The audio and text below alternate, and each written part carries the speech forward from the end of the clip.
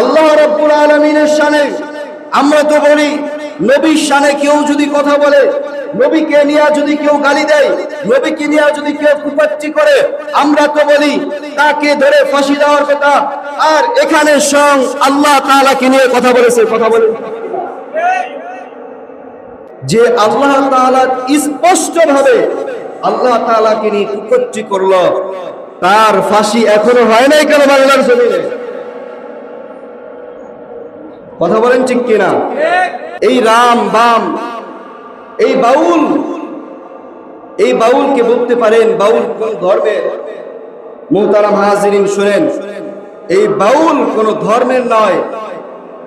এই বাউল আপনি তাদেরকে কোনো মসজিদেও দেখবেন না, কোনো মন্দিরের ভিতরে দেখবেন না, আপনি তাদের কোনো গির্জা কোন জায়গায় তাদেরকে দেখবেন না। তারা হলো এমন, যার সাথে যখন মিশতেছে তার সাথেই তখন আছে।